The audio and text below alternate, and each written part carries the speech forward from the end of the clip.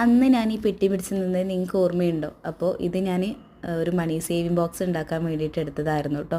അപ്പോൾ ആദ്യം തന്നെ അതിൻ്റെ ഉള്ളിലുള്ള സാധനങ്ങളൊക്കെ കളയുന്നുണ്ട്. ബില്ലും കാര്യങ്ങളൊക്കെ ഉണ്ടായിരുന്നു കേട്ടോ. അപ്പോൾ അതൊക്കെ കളയുന്നുണ്ട്.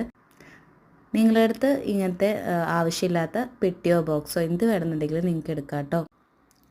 അപ്പോൾ ഈ പെട്ടി ഉണ്ടാക്കി വെച്ചിട്ടും കുറേ ആയിട്ടുണ്ട്. അതുപോലെ തന്നെ നമ്മൾ പെരുന്നാൾ പൈസ കിട്ടട്ടെ എന്ന് കരുതി നിന്നതാണ് കേട്ടോ. ആ ക്യാഷ് കിട്ടിയിട്ട് ഇടാമെന്ന് കരുതിയതാണ്. അപ്പോൾ ആ ക്യാഷ് കിട്ടിയിട്ടും കുറച്ചായി, എന്നിട്ടും ഞാൻ ഇതുവരെ ഇട്ടിട്ടില്ല. അപ്പോൾ ഇന്നിപ്പോൾ എന്തായാലും അത് ഇടാമെന്ന് കരുതി കേട്ടോ. അപ്പോൾ ഇതുപോലെ ഞാൻ കട്ട് ചെയ്ത് കൊടുത്തിട്ട് രണ്ട് ഭാഗം ഒട്ടിച്ചെടുത്തിട്ടുണ്ട് കേട്ടോ. അതുപോലെ നമുക്കതിൽ എഴുതാനുണ്ട്. ഞാൻ ഇപ്പോൾ ഒരു ടാർഗറ്റ് 50,000 കൊടുക്കുന്നത്. അതുപോലെ നിങ്ങൾക്ക് 1,00,000 വേണമെന്നുണ്ടെങ്കിൽ അങ്ങനെ കൊടുക്കാം. 10,000, 20,000 എത്ര വേണമെന്നുണ്ടെങ്കിലും കൊടുക്കാം കേട്ടോ. അപ്പോൾ 50,000-ൻ്റെയും 1,00,000-ൻ്റെയും ഞാൻ വീഡിയോ ചെയ്തിട്ടുണ്ടായിരുന്നു മുമ്പ്. അപ്പോൾ അതിൽ ആ വീഡിയോൻ്റെ ഉള്ളിൽ നിങ്ങൾക്ക് അതിൻ്റെ രണ്ടിൻ്റെയും സ്ക്രീൻഷോട്ട് അതിലുണ്ട് കേട്ടോ. അപ്പോൾ നിങ്ങൾക്ക് ആ വീഡിയോ എടുത്താൽ അതിൽ സ്ക്രീൻഷോട്ടിൽ നിന്ന് നിങ്ങൾക്ക് ഇതിൽ എഴുതാനുള്ളതൊക്കെ അതിൽ നോക്കി എഴുതാൻ പറ്റും കേട്ടോ.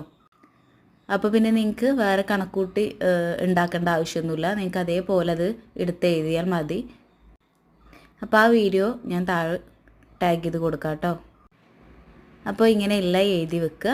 അതുപോലെ തന്നെ പണ്ട് നമ്മൾ ഈ മണി സേവിങ് ബോക്സിന് ഒരുപാട് ഈ 600, 700, 500 ഒക്കെ റേറ്റ് ഉണ്ടായിരുന്നെങ്കിൽ പോലും ഇപ്പോൾ അത് റേറ്റൊക്കെ കുറഞ്ഞിട്ടുണ്ട് കേട്ടോ. ഒരു 200, 150 രൂപക്കൊക്കെ മീഷോന്ന് കിട്ടുന്നുണ്ട്. അപ്പോൾ അങ്ങനെ വേണ്ടവർക്ക് അങ്ങനെ വാങ്ങാം കേട്ടോ. ഇപ്പോൾ ഒരുപാടൊന്നും നമ്മൾ സ്പെൻഡ് ചെയ്യേണ്ട ആവശ്യമില്ല.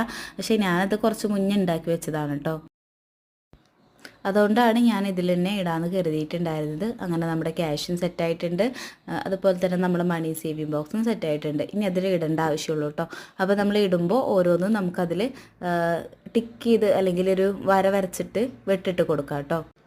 അപ്പോൾ അതിൽ നമ്മൾ 500, 100, 200 എഴുതിയിട്ടുള്ളത്. പക്ഷേ നമ്മളെടുത്ത് ആ ഒരു എമൗണ്ട് അല്ല, 250 അങ്ങനെയൊക്കെയാണ് ഉള്ളതെന്നുണ്ടെങ്കിൽ നമുക്ക് കുഴപ്പമൊന്നുമില്ല.